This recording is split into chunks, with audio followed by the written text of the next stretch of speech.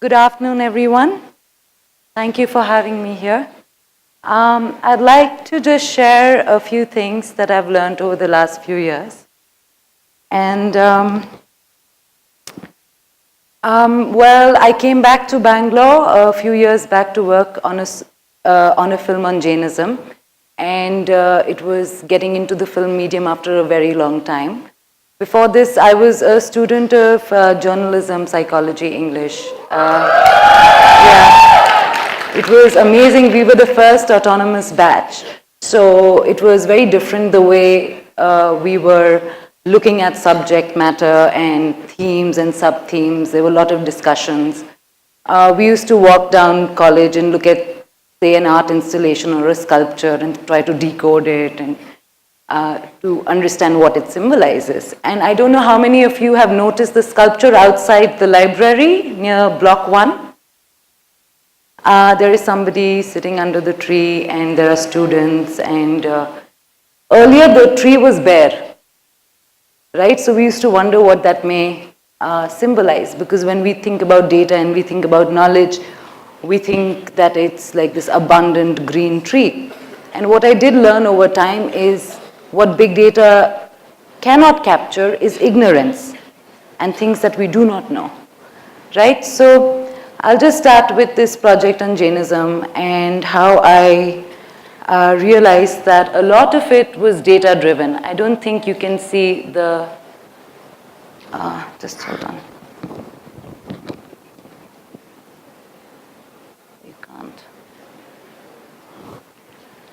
I don't think you can see the data points, but a simple film on Jainism required so much of research. A religion is a really vast subject. And central to the idea was something which is important to grasp about systems thinking, is parasparo pagraho jivanam, meaning that all of life is interconnected and interdependent, and everything that happens within the system impacts the other. So, and even if we were to take out this film and reach out to the world, it would impact different people in different ways. So this is one person who I met who actually got me interested in water. He didn't come with very big data sets. He came with stories, and he came from Chile. And he spoke about how in their tradition they perceived water as alive and living. And it did resonate with me, and I just started exploring the idea of working for water.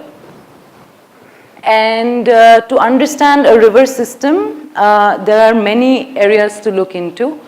Right in the beginning, the ideas of, there are actually big projects, even in the context of Kaveri, you can read up on the lakhs of trees being cut down in Kodagu, which is going to impact the river. We are damming the river everywhere. The kind of chemicals we're using in our farms and the seeds that we're using in our farms is polluting the river and also affecting the natural diversity.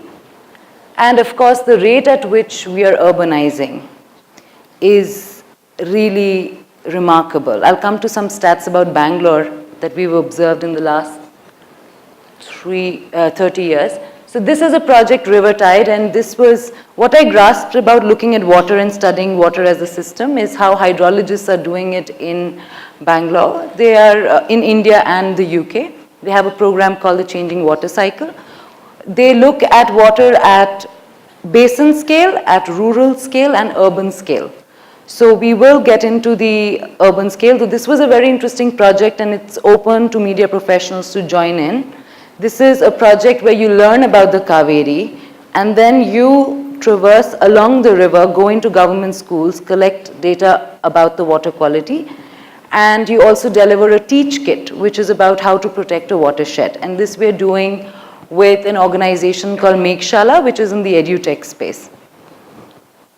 This is about Meghshala, very interesting young teachers using an app. They've digitized all of the curriculum from 1st grade to 8th grade in the form of short stories. So the teacher knows on the back end what they're teaching, why they're teaching, and on the front end, you can actually go through the story. So they developed this teach kit on water. So these dipsticks, once you test the water, it will give you results. we take pictures and aggregate the data on an app so we can have a larger basin scale vision of the river, the quality of the river. And the idea was that this can help the children build strategies on, okay, let's go to the village downstream and let them know that, okay, there are issues here and why is it polluted. And in the first leg of the journey, we found that we didn't have access to a lot of places, like Kadira Mangalam, where there's this ONGC plant and it's polluting. There's a lot of fracking happening there and people are in distress.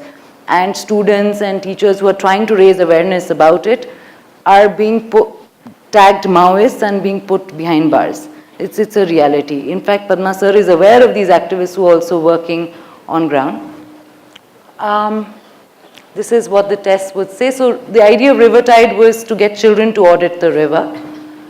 And so while this data collection will help people work together, the ecologists, the conservationists, the educators, at the same time, big data also brings in a kind of divide because we don't really have access to that information, right? It is the government, the big corporations who are viewing this data, coming up with a plan on what is the best product for us to buy. So it's just only it's only feeding more into the consumerist mindset than actually providing us real solutions. You were talking about football, and even Goldman Sachs did a big research on who's going to win the World Cup, and they were wrong. So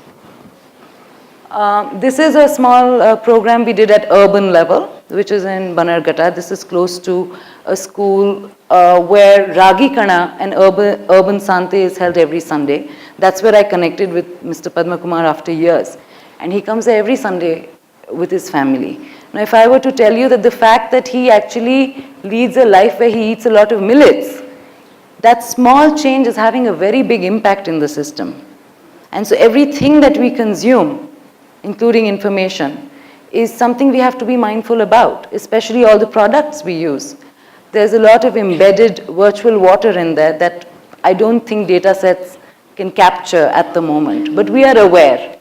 So even if this data set gives you an insight, are you willing to change? Right, that is a question. Can big data allow for something like that? So we tested for some things that Pollution Control Board likes to learn about, right? But we also tested for factors which they don't take in, like E. coli and a whole lot of other. So I'll move quickly to, there's a lot of data on where we are headed, and so this is Bangalore in the last 30 years. This is a Google Earth snippet. I don't know how clear this is, but if you notice, this is playing on loop. There is the ring road. You can see the ring road come in. There were 3 rivers that used to flow through Bangalore 30 years back. And so some data about, in the last 30 years, we've lost 87% of our tree cover, about 76% of our water bodies, and the number of buildings have come up by 500 times. Indian Institute of Science says that Bangalore will be unlivable by 2021. Just facts. What does big data tell us about River Kaveri? When we went on this journey, we realized the river doesn't flow till the end of the sea. It stops midway because we've dammed the place. And that's why there are so many conflicts, because we're not mindful of our water use. And wastewater is a very big part of water actually, and we tend to not see it. It took me a year to understand the real issues around wastewater. And if we treat Bangalore's wastewater fully, we can meet half the city's needs. So this idea of day zero coming close and all is just an idea, like a concept, like big data. If you want to implement some change, you need the will. Sorry, I'm jumping because there's very little time. So in the city right now, how wastewater is being managed is there are soak pits and septic tanks, and most of these dirty jobs are done by people from backward communities, Dalit community, and most of them die in these tanks and they don't get reported. And a lot of that data is never captured. This is what a treatment plant looks like, a power-based treatment plant. It's a very complex system, right? And requires a lot of power, machinery, chemicals. And I had this little video of what it looks like.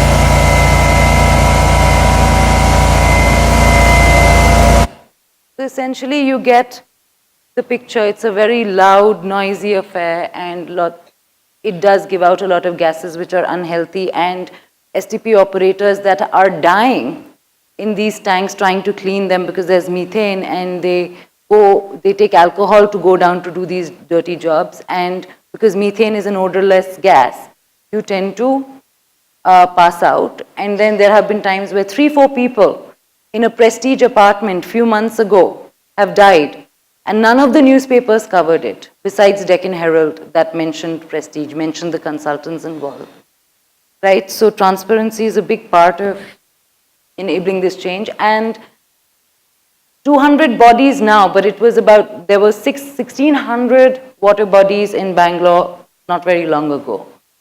And these are the Raja Kaluways. We have 226 kilometers. I mean, if we did have the vision, there are solutions to look at these canals as treatment plants as well, but natural treatment plants, not power-based. So there are a lot of apps that are being used in trying to understand how much water is being wasted and what is the water use pattern. And really the way we have exploited groundwater is like never before. Across the globe, groundwater is receding. And another thing about conventional STPs, sewage treatment plants, is that it leads to a lot of a new variety of bacteria that cannot be treated, right? So nowhere is it being documented. Nowhere is it being studied. So what kind of data analysis would we depend on? There's very little time, so I'll skip through this. This is our system. It's all brick masonry. It's underground. It gives you the same quality. We use anaerobic bacteria, and through this bioremediation, we treat this sewage and get you the same quality without power. And this is what it looks like, right? So you can build a garden on it, and it's called the Eco STP. This is one of our projects coming up where we are planning to water a 140 feet high vertical wall, green wall, with our STP water, and we are also using some machinery to bring it to drinking quality. And I have just a minute now. So you will be having a workshop on IoT, and that's really great to understand, though I feel like when you ask me about big data, it's really about the small things. And it's about the small changes. And it's possible if you have the will to do it and if you can empathize with the real issues. I guess that would be it. These are some of people in the city are using this app in their smart homes to see where water is leaking, which toilet, which kitchen, so they can fix it. And they have managed to even save a lot of tanker water by just being more aware of their usage. And the idea was to decentralize the process. And yeah, one question I wanted to leave everyone with was, how can big data solve for the problem of apathy or selfish ambition and these kind of issues which are not really tangible? And so I would like to leave this reference book Maybe you'd be interested to read it, and it'll give you some new insight. And this is our People's Collective in Bangalore. If you want to participate and really act upon these issues, we'd be happy to get you involved. Thank you.